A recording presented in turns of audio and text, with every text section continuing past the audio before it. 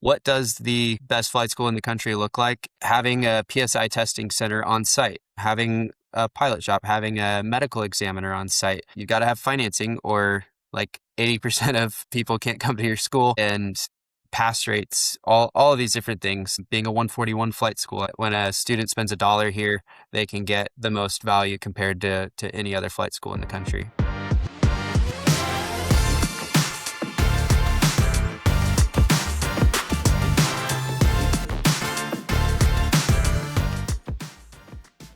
Hey, how's it going, everybody? Welcome to the Right Rudder Marketing Aviation Business Podcast. We are here today. It is March 2026. Super excited to get this episode started. We are in season 2 of the Aviation Business Podcast. We are a marketing agency. We help flight schools all across the country grow and scale their businesses. We also connect with a lot of aviation leaders, people in the aviation space. If you're interested in being part of the podcast, getting in on as guest, please give us a call. By all means, it's 314-804-1200. We also have an email, info@redruddermarketing.com. We are honored today with our guest. So I met him a few times, and just recently at Flight School Association of North America, or more recently, Flight School Association International. They are it's a trade association that helps links together flight schools across the country, across the globe, and with not only the network of flight schools themselves, but also partners, vendors, people that can help assist flight schools in growing their business. So we had met at this trade show association. It was awesome, and I don't want to give away too much details. I always let the guests kind of give themselves an intro. So without further ado, we have Jack Parrish on the line. How you doing, man? How you going? Hey, good. How are you doing today? I'm doing pretty good, man. It's awesome. So today's Tuesday. It's terrific. Well, good.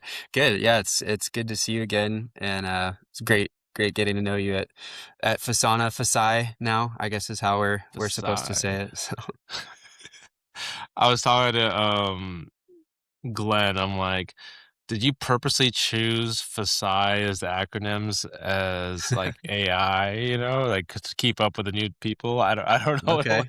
okay, yeah, Or it's just like, hey, I want to go international, but I get it. maybe a little bit of both. Yeah. Cool. Thanks for hopping on the podcast. Yeah, I mean, we like to feature people that are, leaders in the aviation space. I think you have quite a reputation for yourself in the local area. Can you give us a quick intro on what you do and who you are, and Mhm. what you're looking to achieve in the next couple of years? Yeah. So Jack Parrish, own Parrish Aviation. We're a flight school in Dallas, Texas, and I started the school in 2020, so about 6 years ago now. I was flying for Envoy at the time and had COVID happened. I was on reserve, barely ever flying I was on the Embraer 175, and my brother had just graduated flight school as a flight instructor from National Flight School, and with COVID, they weren't hiring. So we said, you know what, I've got time. You need a job, so let's start a flight school.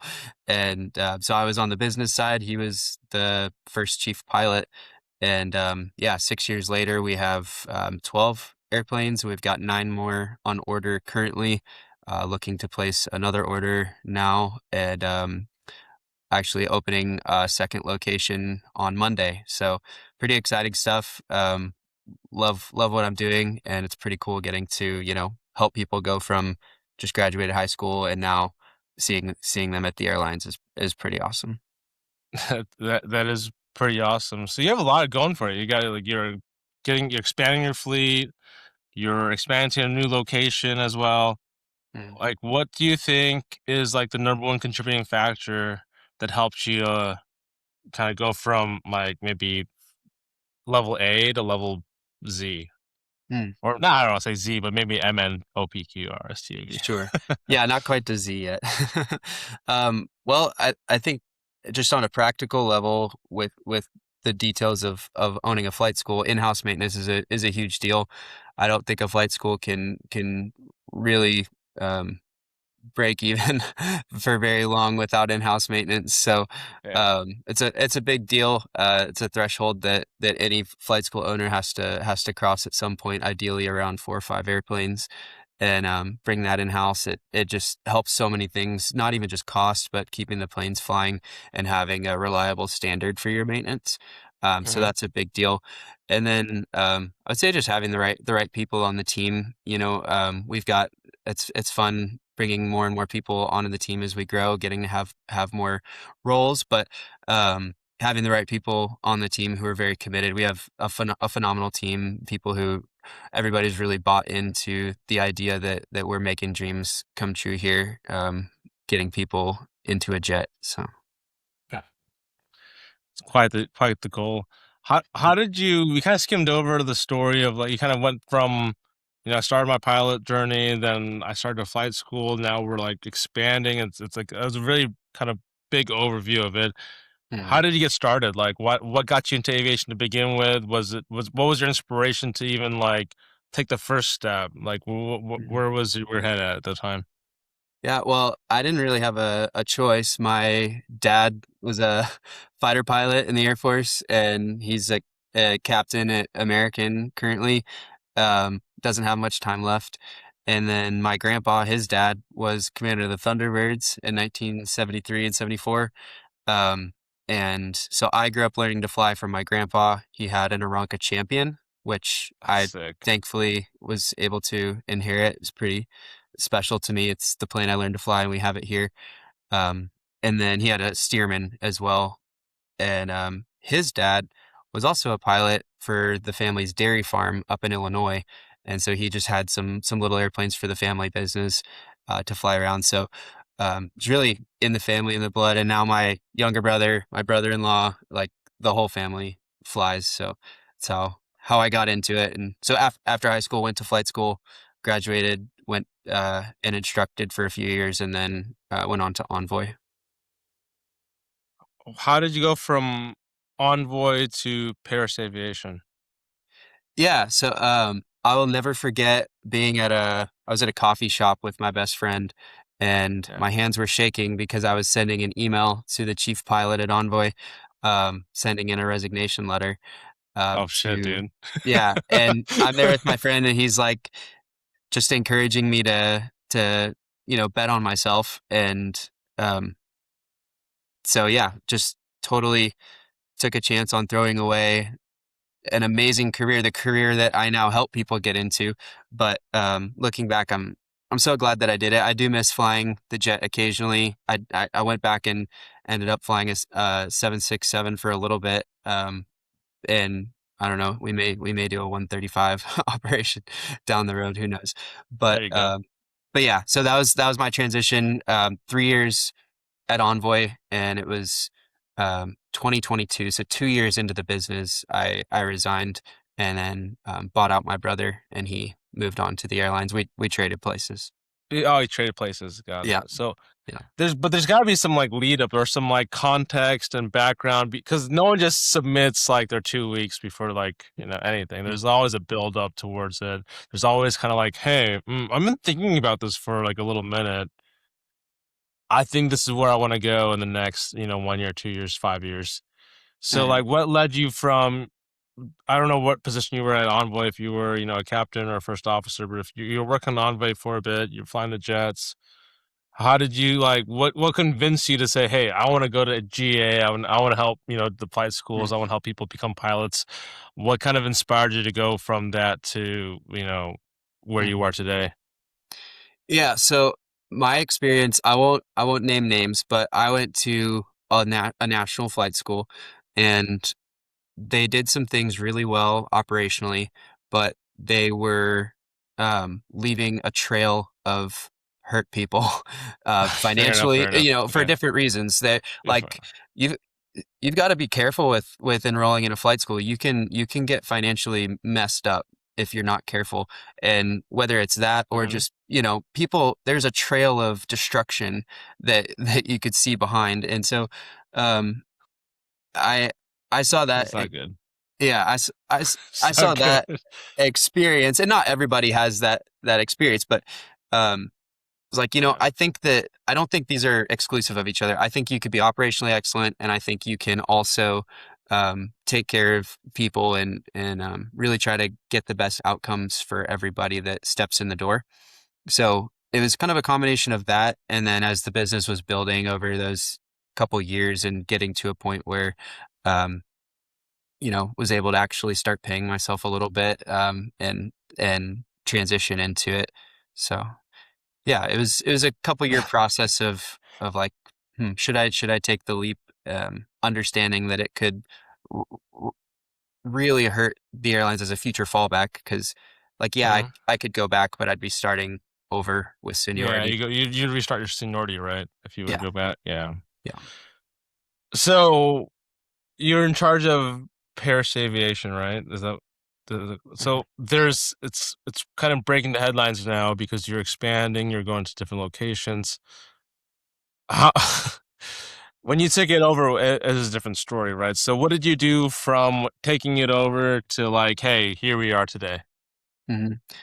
So, I mean, I was always kind of on the business side, not necessarily the daily operations for the first 2 years as much, but Yeah. with getting to where we are now, I mean, my main focus all the time is just what does the best flight school in the country look like, and how can we develop to where we are that flight school? So, like having a PSI testing center on site, it's not necessary.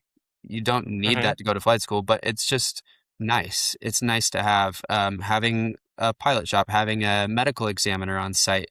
We've got a lot of things like that, and then just the practicals of you got to have financing or like 80% of people can't come to your school.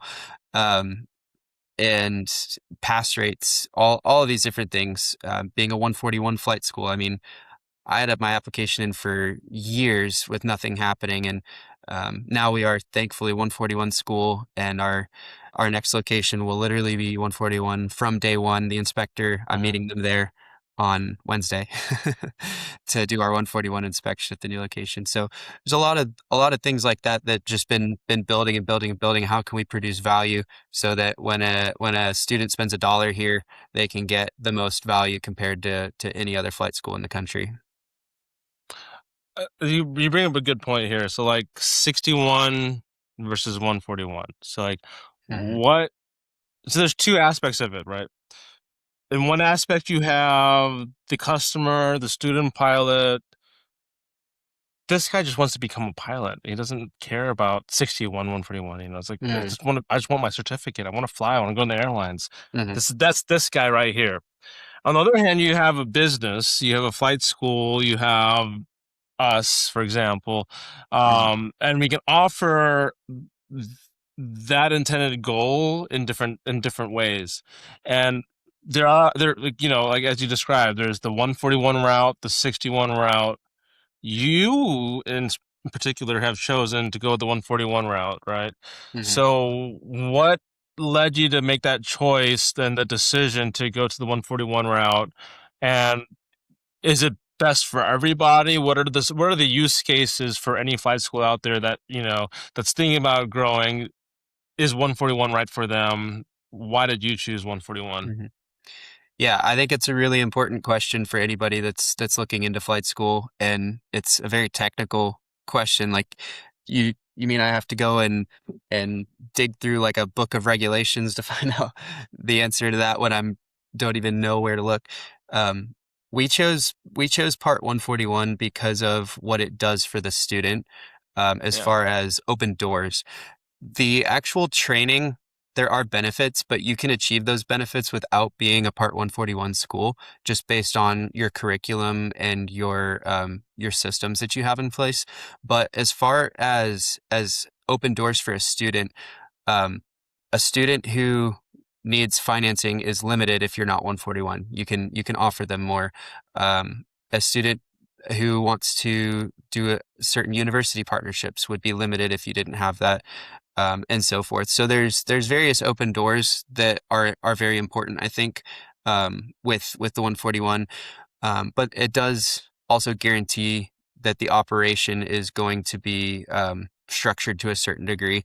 So In Part 61, you can get a lot of just repeating lessons, doing things that are inefficient, wasting a student's time. Whereas 141, it's building block method. The FAA inspects it and, make sure it's up to a certain standard. So 141, I think is a good decision if it depending on the flight school. So we operate ours also like very similarly. Our 61 students, we do have 61 students, but they do the same exact curriculum and stage check Curriculum, yes, process. same Yeah. syllabus. Oh. So that way we're not having to run like two flight schools, just one flight school, everything's done the same way, just operated under the different regulations, both to the higher standard. I've seen that a few times with like 61 schools. They're not technically 141, but what Mhm, they'll do is they'll use a 141 curriculum, let's say, I don't know, Jepson or something like that, mhm, and they'll still apply it to the private pilot student. That way they that way there's some type of structure and regiment towards where they're going. Um, just from my take, we've worked with 141, we've worked with 61 schools. I think for the 141, it gives you more opportunities for a different market that you might have not been previously exposed to. So, for example, for 141, you can like do VA, right? You can do mhm, GI Bill benefits. Obviously, I think there's some more like I don't say myths that need to be dispelled, but I believe for VA, it doesn't apply for private pilot. It's only instrument and beyond. So, you right. can't just be like, I'm 141, come here when use your GI Bill. No, you got to actually do your private pilot first, and then the GA Bill will kind of cover the rest. There's some F1, M1 visa stuff that's also mixed in there as well. It's kind of another like market that can be approached with 141. Mhm, And I guess the last market is more on financing potentially, like, credibility or accreditation, things like that for 141. However, now correct me if I'm wrong. I don't know. What's your take on, recently, I think 2025, we had the big beautiful bill passed. We have the 529 accounts going. Technically, there's been mixed discussion. We kind of err on the side of it's based on the financial institution to determine whether they fund the account to go for flight training.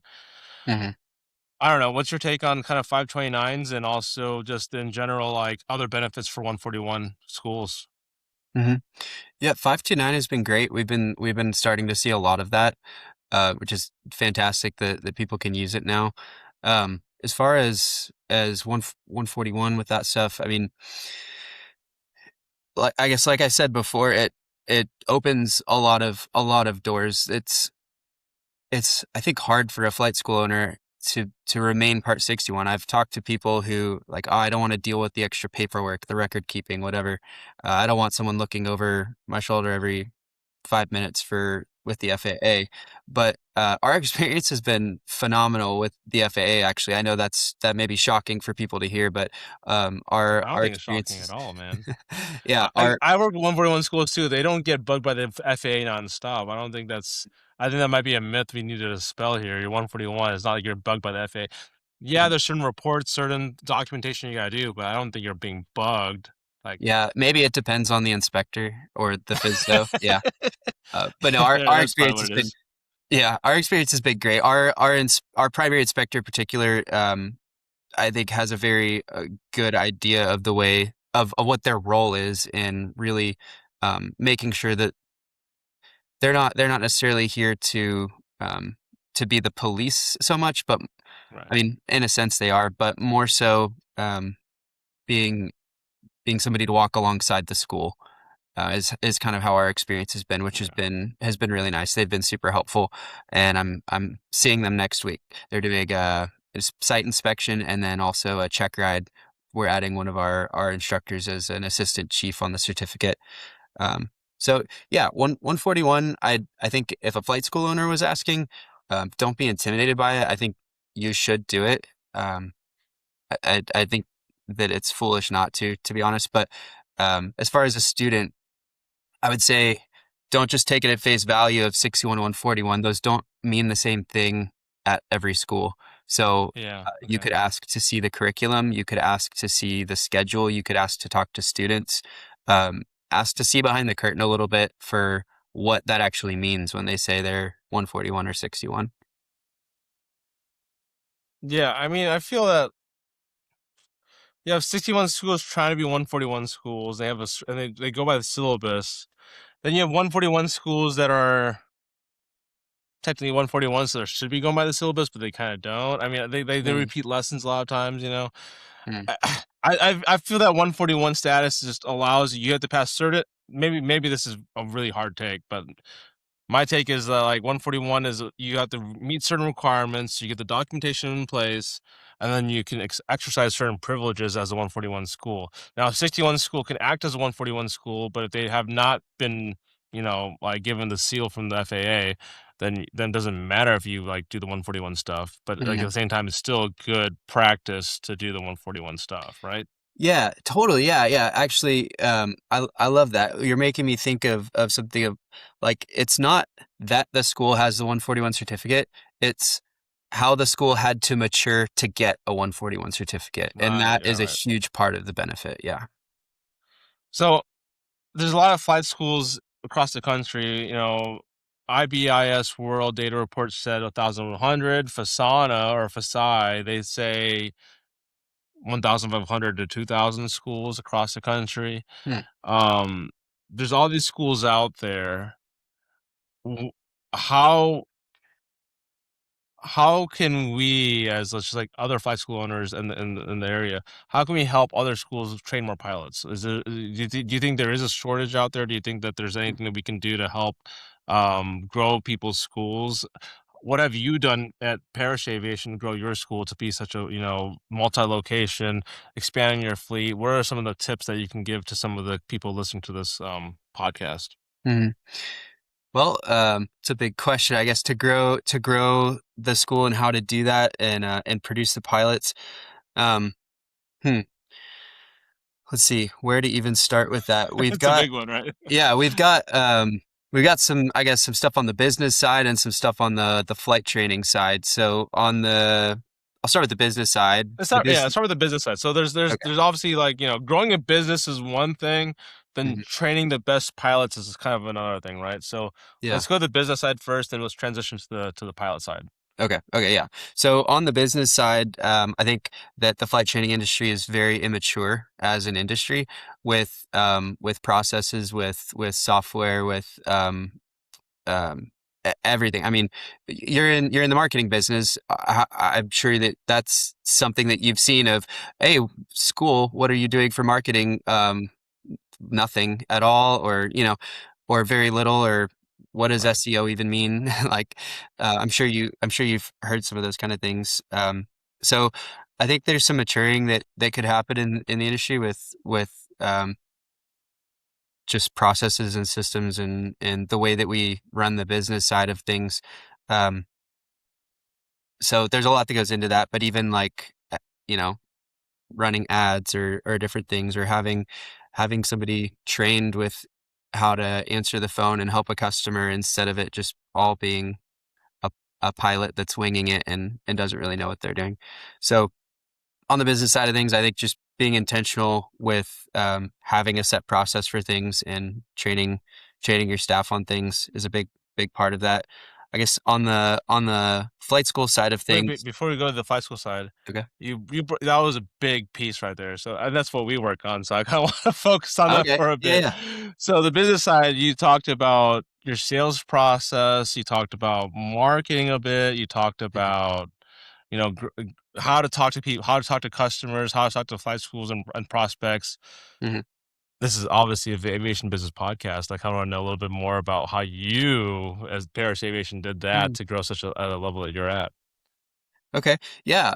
It's actually something that I feel like we've been maturing a lot in lately of just, every school is going to have an organic level of demand. You have people in the area, people that see you, and that may be, a couple students enrolling a month or whatever that is.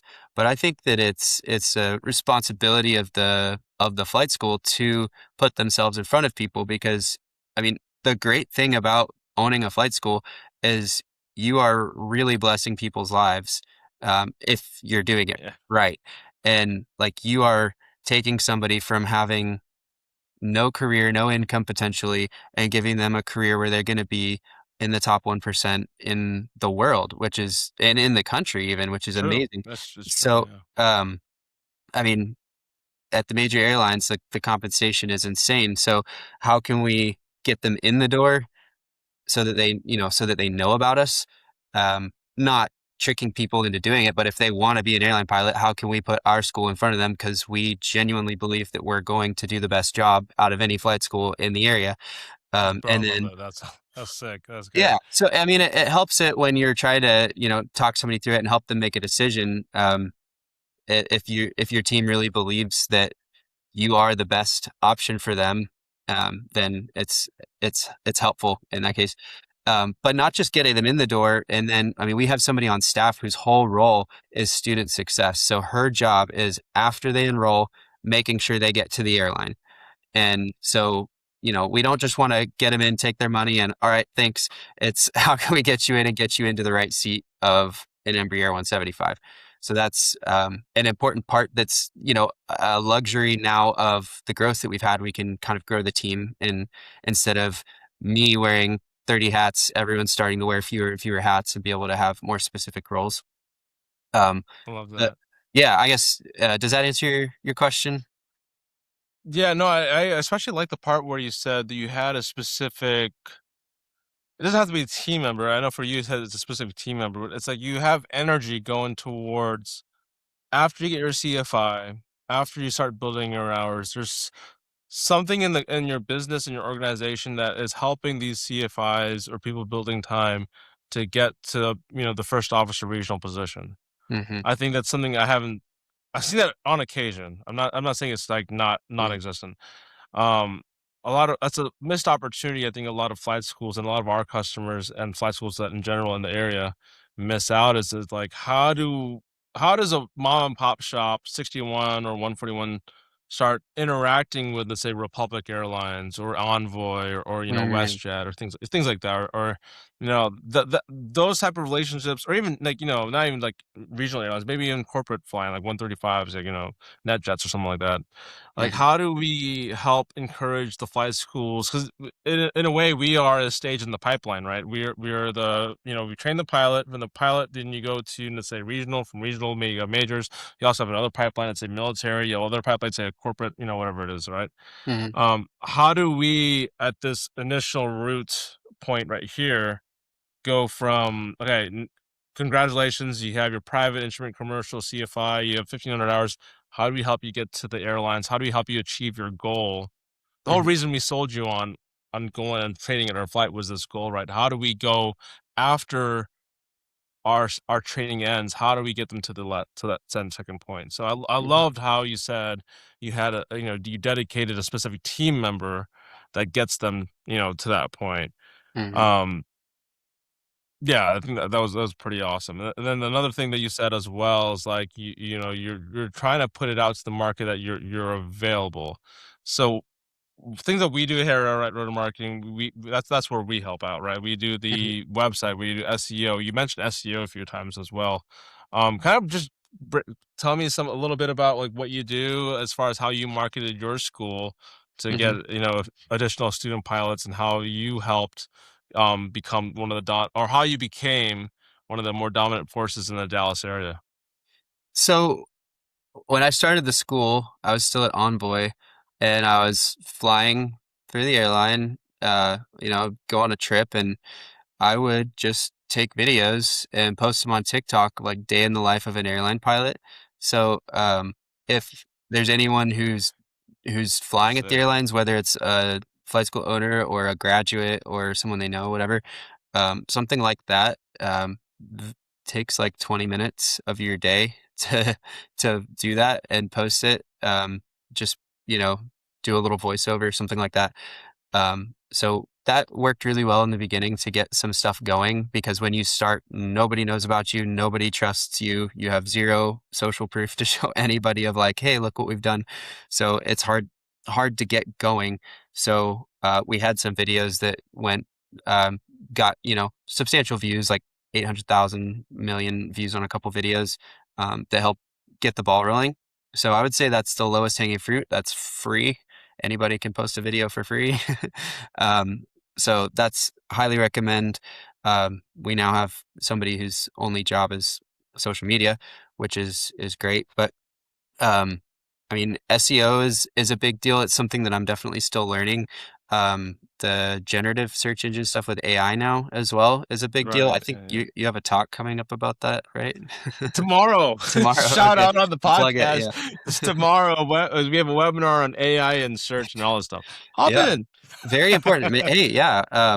Very important. I just saw something, I think it was Gary Vee talking about how important that's becoming with AI search of like, where do people Mhm. search now?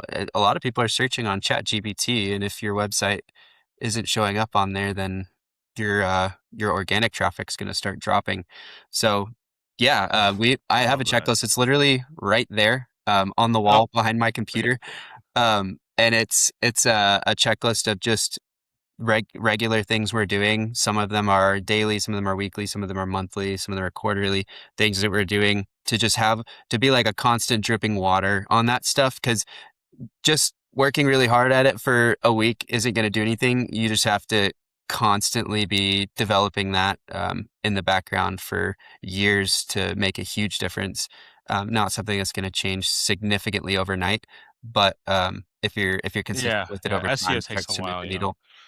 Yeah. That's a hard one. Like to become highly authoritative, to have a great brand, it doesn't happen like in a month. Like you Hmm. build that over time. It's like, and that's why when you have a flight school that's been in business for 10 years, the minute you start investing in like SEO, paid ads, being able to show up in AI search, content, video, they just like accelerate. It just skyrockets. Hmm.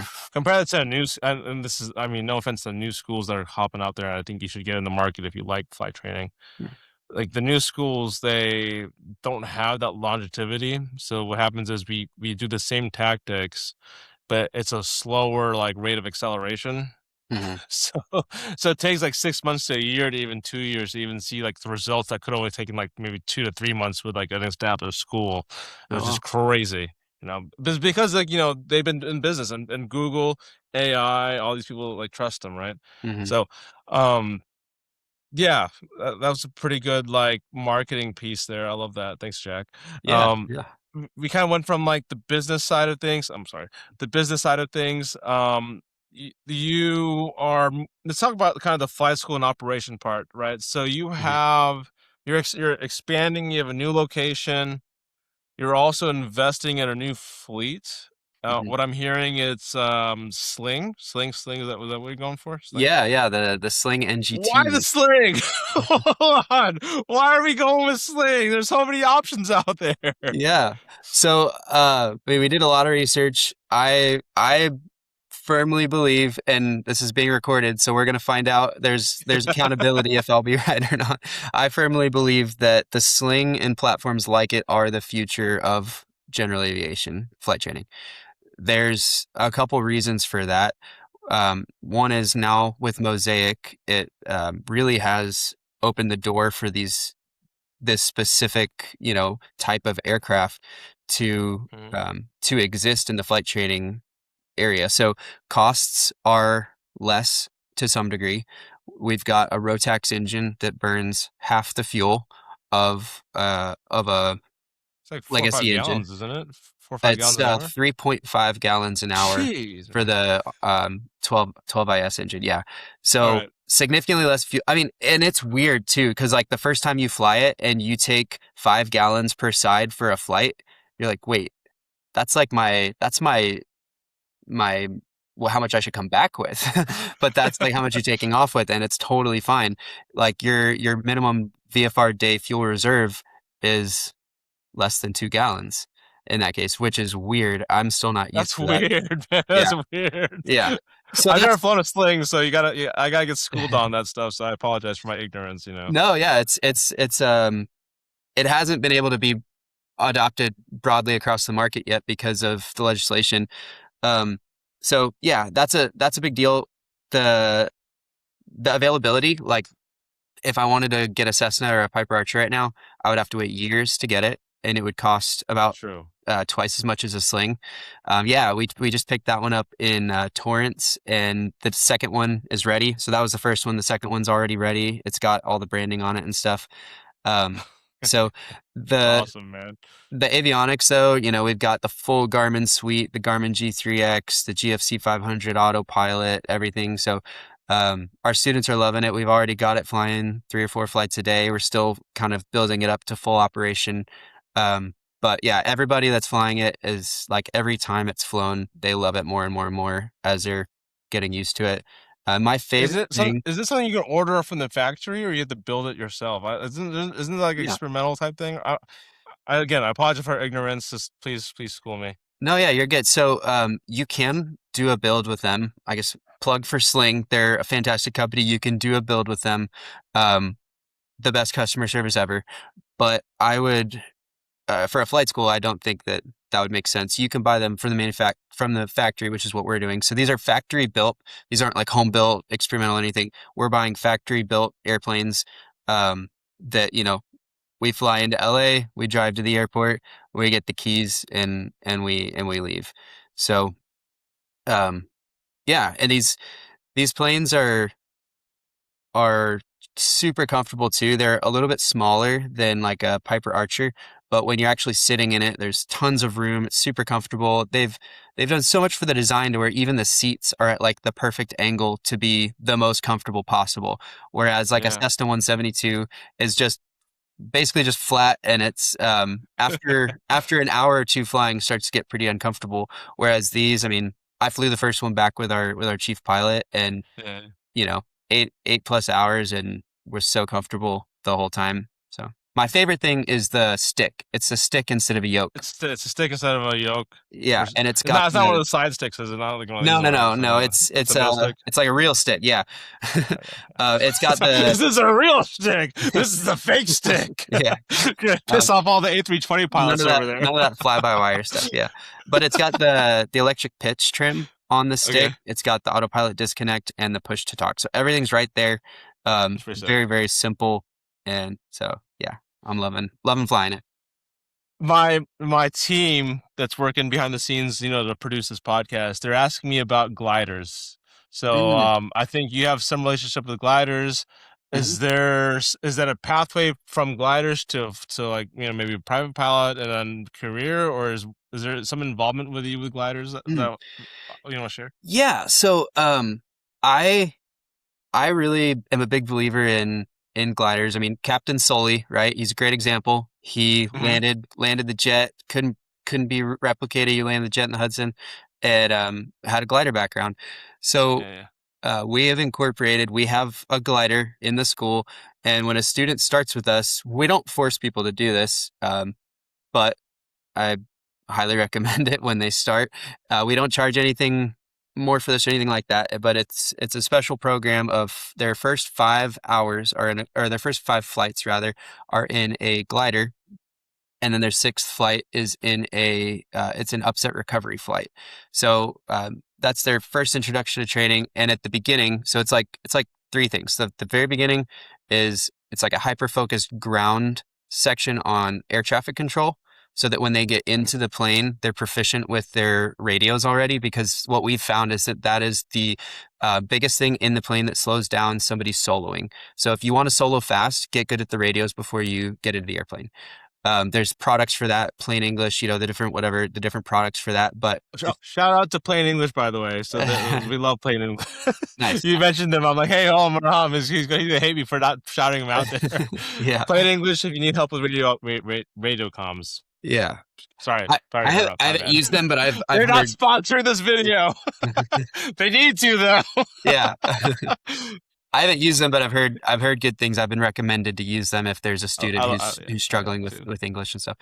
But regardless, whether it's just live Mhm. ATC, and just figure out the radios first, and then once they've got that, we go into the glider. That's all about energy management and stick and rudder. So you're here. We want you to be here on the ground. Get there is basically, obviously there's a lot of instruction behind it, but that's as simple as it gets. You're in the sky, get on the ground safely. And so teaching them how to do that. It is a self-launching glider, so it does have an engine, but Oh, as a prop. Okay. yeah, but once you get up into the sky, you can turn off the engine and you can feather the propeller or turn it in line with the airflow. So yeah, and that's been working really well. It's actually been reducing our time to solo, even though they do that and then switch into the primary aircraft. It is reducing the time to solo. I For gotta ask, what's the students. average hours for people soloing at your flight school? Oh yeah, I don't. We're getting better about having all that kind of data. So within maybe a month or two, I'll have that kind of data for you. But the average is definitely dropping. I know normally at a career program flight school, you're going to be seeing solos between like 30 and 50 hours at a lot of career Hmm. program flight schools. So ours is dropping definitely down below, like well below 30. We're seeing people like 10 to 20 range is becoming pretty normal for soloing. Wow. And like we just had somebody who finished their whole private at 40.0 hours or took their 40.0 for private? 40.0, yeah. And he did the Do you airmanship attribute a lot of that to the glider thing? Like, prepping them with gliders, helping them build those hours and experience in like power management, doing the glider stuff. That way, when they do their private and put hours towards the private, it actually just finishes right at like the minimum slash maybe a course. little plus or minus more. Yeah, definitely. I mean, he was a sharp guy, no question about it, and he had a great instructor. But That's insane. I mean, 40 hours is insane, man. yeah, he did the airmanship course. He did the radios, and I will say, it depends on the student because if they really like buy into the airmanship program, it's very effective. So he got the radios down. His first flight, he was doing the radio calls. That is unheard of. So really, really making it so a way to think about it is you don't want to be learning in the plane as much as you can help it. Obviously, you have to a little bit. You want to be training in the plane. So you want to learn on the ground or in the simulator, train in the Mhm. airplane. So you've got to get so many repetitions. And if you're wasting a whole flight learning things, then you got, one repetition on every maneuver in a flight. Whereas, we want to increase the volume of repetition. So, yeah, I think that was a big deal with him getting through it 40 hours. Not the only factor there, but Yeah, we're definitely starting to see those averages drop. that's amazing, man. We are kind of running out of time. We're at 45 minutes into the podcast. Loved having you on. I have some more questions I want to ask you before, we wrap up though. Um, I kind of met, I kind of mentioned in the introduction that we met briefly at FASANA, right? At flight schools. So I've loved Bob Rockmaker. He's been on a tremendous help on my business and our team. Um, that's kind of it was actually the launch point of Red Rudder marketing. Like I want Mm, to say this 4 years ago, roughly. That's 2022, roughly. 2022, 2021. We had started the business, and it was just me by myself. I had some family members with me. We showed up like we're marketing. mhm, We want to help the school. We want to help the industry, mhm, and thankfully from a lot of support and help from just not only the community, the aviation community, but also family. Um, Team members, previous team members, we've been able to grow and to be such a great business. Fasana has really been a great part of our, of our culture and of our business, and I love it. So, I re, re I want to ask a little bit about you kind of stepped up a little bit. You have more involvement with Flight School Association.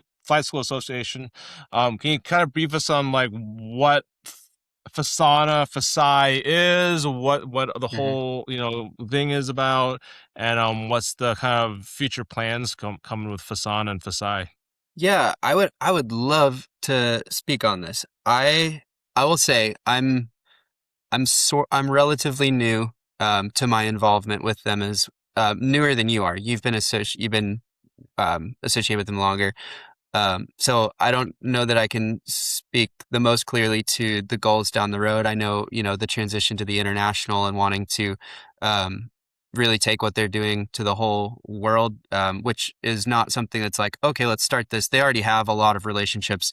This is something that is a very natural Yeah, right. transition. But I think I can speak to what they're doing in the industry. I've gotten to see kind of behind the curtain. I think a lot of people don't realize what FASI now is doing for the industry, which is just amazing. Like they're going to DC and advocating with lawmakers at least once a year, going up there. And I got to go this last year, and there's actual real things that are being accomplished there, and things that have been accomplished that are law now or standard now, and people don't even realize that like that was Glenn and Bob that was them, Glenn and that was Bob. Jim, yeah, that was Oh, Mr. these Glenn. people over Shout at out to FASANA Glenn. that have been giving their own time, like they're doing this because they just really want to see the industry succeed. And Yeah. I think that most flight school owners could probably say that at some point Glenn and or Bob or one of the other people in the organization have helped in a very significant way. I mean, just Glenn alone gave us a new contact for our insurance for the flight school, and saved us like $40,000 on insurance after like in the next at the renewal. You gotta be Um, careful about saying that, because if you say that on the podcast, you might get a lot of people pinging you or me. How do I save $40,000 on plane insurance? Please tell me. yeah, Be careful. yeah. Well, if somebody wants to email, I can forward that along. But it's little things like that, and just supporting the industry. So that's just something that I would love for people to know about. Of like Right. whether you're new to the industry, whether you've been in the industry a long time, they're just like the biggest advocates, and just they really want to see the industry succeed as a whole, and what's best for the industry, and also the individual flight schools. If you're a flight school owner, you should definitely get into contact with them, since they're just a huge asset to the community. It's awesome. Are you what your involvement is now part of the, I guess, board? Is that correct? Yeah, Or was honored to be invited to join. So at when I saw you in San Diego right after the conference, had the first official board meeting that I was a part of. So very very honored to have been considered to be involved there, and to get awesome. to hopefully join them as an advocate, for the industry. Awesome, man. So as we kind of wrap up to the last 10 minutes, I love having people on our podcast. I love having, whether it's a aviation business, a vendor, a flight school, um, influencer, whoever it is, whatever. I love them getting on our podcast, because the whole point is we just want to present content for flight school owners, people that are involved in the flight school market. So I'm gonna give a call to action and a pitch to like myself. But before I do Mm, all that, I want to open the floor up to Jack. One of the things that happened was, I met you at FASI, and one of your team members was like, "Hey, can I be in your podcast?" I'm like, "Yeah, of mm, course. Come on, man." So kind of what's your goal in appearing in podcasts? What do you have mhm, a call to action for anyone listening to the audience here? Do you have a call to action that you want to kind of share with a group here? mm. Yeah, well, I mean, if you're in Dallas Fort Worth, give us give us a call.